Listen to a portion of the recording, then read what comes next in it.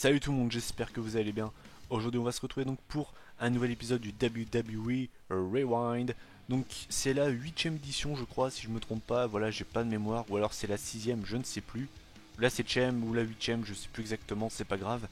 Donc aujourd'hui je vais m'attarder sur Extreme Rules 2012. Alors, je vais déjà vous expliquer un truc. Donc déjà de base, je vais pas perdre de temps, donc je vais commencer directement la vidéo au final. J'ai rien, encore une fois, j'ai rien à vous dire de spécial. Donc, alors en fait de base, je vais faire sur un autre pay-per-view. Et en fait, donc je vais tout vous dire. Là actuellement, je me refais l'année 2012 au complet pour vous faire un top 3 et flop 3 des pay-per-view de l'année 2012. Au passage, je préfère le dire, j'ai eu beaucoup de mal à me mettre dans cette année, dans le sens où je sais que cette année est très très mal réputée. Et c'est cette année-là d'ailleurs où j'ai fait une pause avec le catch parce que j'en avais un petit peu marre. Donc à la base, je devais faire un WWE Rewind sur un pay-per-view qui pour moi était surcoté. Et finalement, en me rematant ce pay-per-view, j'ai été voir sur le fameux site que je consulte régulièrement, donc c'est-à-dire Cage Match. Donc c'est un site, je vais le répéter, où les users, en fait, les gens qui sont abonnés, peuvent noter les pay-per-view en laissant des commentaires. D'ailleurs, ça m'arrive des fois de noter des pay-per-view au final. Et donc j'ai été voir la note du pay-per-view après l'avoir vu. Et j'ai vu que la note donc, des utilisateurs de ce site était donc de 8,7 sur 10. Je comptais pas faire de vidéo sur ce pay-per-view, mais alors là je me suis senti obligé de faire une vidéo rewind dessus. Donc certainement que le titre de la vidéo sera Extreme Rules 2012 surcoté. Alors, pourquoi je dis ça? Alors, je sais pas d'ailleurs ce que vous en pensez de ce pay-per-view, donc n'hésitez pas à donner votre avis en commentaire. Donc, je vais commencer par les points positifs, et c'est je pense en grande partie pour ça que les gens ont adoré ce pay-per-view. Il y a eu 3 matchs, 3 affiches majeures dans ce pay-per-view. Donc on avait un match pour le World Heavyweight Championship entre Sheamus et Daniel Bryan dans un 2 out of 3 falls match. Donc là-dessus j'ai rien à dire, c'était un bon match. Le match a duré 23 minutes, donc c'est une très bonne durée. Le seul point négatif que j'ai trouvé au niveau de ce match, c'est un petit peu les deux premières manches, la façon dont elles se sont finies, j'ai pas trop aimé. Mais grosso merdo, c'est vraiment un bon match et là-dessus j'ai rien à dire. C'est pas, encore une fois, c'est pas sur ce match que j'ai à cracher. Ensuite, la deuxième affiche de ce pay-per-view, c'était pour le WWE Championship, donc c'était CM Punk contre Chris Jericho, donc dans un Chicago Street Fight match. Encore une fois, j'ai pas à me plaindre, le match a duré 26 minutes, et encore une fois, c'était un match très très plaisant à regarder. Et enfin, la troisième affiche de ce pay-per-view, d'ailleurs, c'était le main event de ce pay-per-view. C'était un Extreme Rules match entre John Cena et Brock Lesnar qui faisait officiellement son retour en pay-per-view à la WWE. Et encore une fois, j'ai pas vraiment à me plaindre. Alors le match a duré environ 18 minutes, donc c'est une très bonne durée. Et surtout, c'est un match extrêmement violent, je trouve, pour de la PGRA. C'est peut-être le match le plus violent de la PGRA que j'ai pu voir. En tout cas, j'ai pas souvenir d'avoir un match plus violent que celui-là. À savoir que c'était vraiment du street fight au limite. C'était vraiment limite pas du catch, quoi. Les stars a dominé tout le match, quoi, au final, avant de perdre face à John Cena. D'ailleurs, pour moi, c'est une énorme erreur, mais bon, ça, encore une fois, je ne suis pas Booker, je ne suis pas Vince McMahon, mais au-delà de ça, voilà, c'était un match qui était bien violent quand même. Même si je suis pas fan du style de catch de Lesnar depuis son retour, sur ce genre de match, j'ai pas vraiment à plaindre. C'était très violent. Donc, au final, les trois grandes affiches de ce pay-per-view ont toutes tenu leurs promesses, et là-dessus, c'est vraiment cool. Mais, et c'est là que il va falloir parler du sujet qui fâche. On va parler de l'undercard. Donc, on va commencer dans l'ordre, hein, ok. On commence par l'opener. Donc on avait Randy Orton contre Kane dans un Falls Count Anywhere match. Donc le match a duré 17 minutes. Ils ont été dans le public, ils ont été dans les backstage. Donc j'ai pas à plaindre là-dessus, la stipulation a été respectée. Par contre, ça doit être le Falls Count Anywhere match le plus lent, le plus chiant que j'ai dû voir de ma vie. Je crois que dans le match, il y a dû avoir une chaise de sortie. Bienvenue à Extreme Rules. Je me suis fait chier d'une puissance pendant ce match.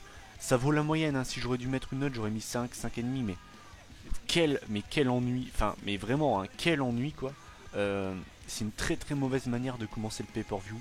J'aurais vraiment mis genre, je sais pas moi, le 2 out of 3 falls match pour commencer la soirée.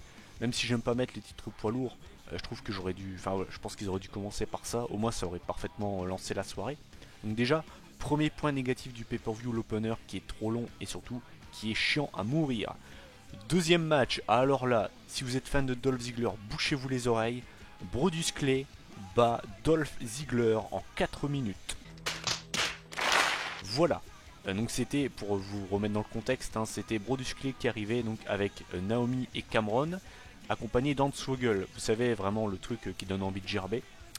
Voilà, donc là on commence très très mal le pay-per-view. Et on finit la première heure de ce pay-per-view de la pire des manières. On avait un tables match pour le titre intercontinental entre Cody Rhodes et le Big Show. Donc déjà vous vous dites, bon, l'affiche fait pas rêver. Le match a duré 3 minutes 30. Et alors la fin, là faut que je vous en parle. Si vous avez jamais vu ce pay-per-view, si vous vous en rappelez pas, je pense que je vais vous remémorer des mauvais souvenirs. Donc, on avait le Big Show qui était en train de défoncer Cody Rhodes. Le Big Show était sur l'apron du ring au final. Il met sa jambe droite entre la corde. Cody Rhodes met un saut chassé dans sa jambe, ce qui fait que sa jambe en fait est repoussée du ring. Et donc en fait, il pose son pied sur la table qui était derrière lui. Et le Big Show perd. Voilà, nouveau champion, Cody Rhodes. C'est le pire tables match que j'ai vu de ma vie. Je n'ai jamais vu un tables match aussi mauvais, aussi nul, avec une fin aussi pourrie. Franchement, j'en ai vu des heures de pay-per-view qui n'étaient pas terribles. Ça doit être l'une des pires heures. Donc quand je dis heure, c'est vraiment heure que je parle, hein, pas pay-per-view. Je parle de l'heure, la première heure. Ça doit être la pire première heure d'un pay-per-view que j'ai pu voir de ma vie. Je n'ai jamais vu une première heure de pay-per-view aussi décevante et aussi mauvaise. On va finir avec les deux derniers matchs que je n'ai pas cités. On avait Ryback qui a battu Jay Alton et Aaron Reddick, donc deux jobbers, dans un handicap match qui a duré 2 minutes. 1 minute 50 pour être précis. Voilà. A noter quand même que les deux ont fait un speech avant de commencer, c'était juste magnifique. Hein. On avait l'un des deux qui disait voilà, ceux qui ont déjà affronté Ryback ont tous perdu, mais nous, on va le battre. Et donc, le deuxième jobber prend le micro. Et alors là, c'était le moment très très gênant du pay-per-view, puisque le mec a dit 2 c'est mieux que 1. 2 c'est mieux que 1. 2 c'est mieux que 1. Et le mec a répété ça au moins 6 fois. C'était très très très très gênant. Hein, voilà. Et enfin, le dernier match, c'était un match pour le titre des Divas, avec Nikki Bella qui était la championne, MDR, face à Layla. Donc le match a duré 2 minutes, top chrono.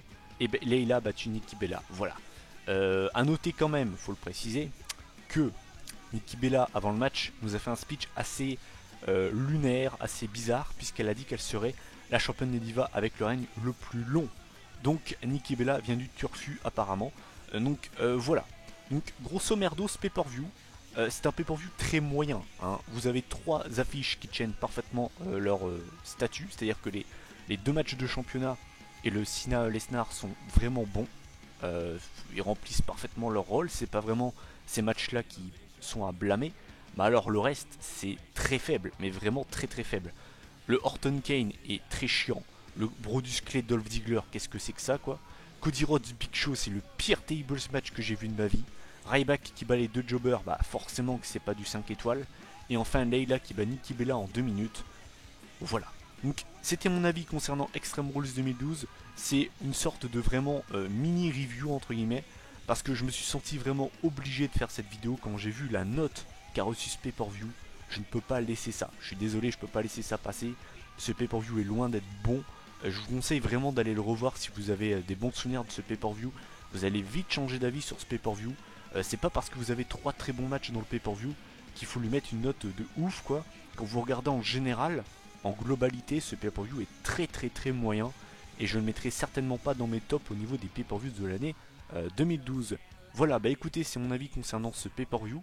Je vous invite à donner votre avis en commentaire sur ce show. Ma prochaine vidéo sortira la semaine prochaine, ce sera une review. Et puis bah moi j'ai envie de vous dire à la prochaine. Prenez soin de vous. Salut.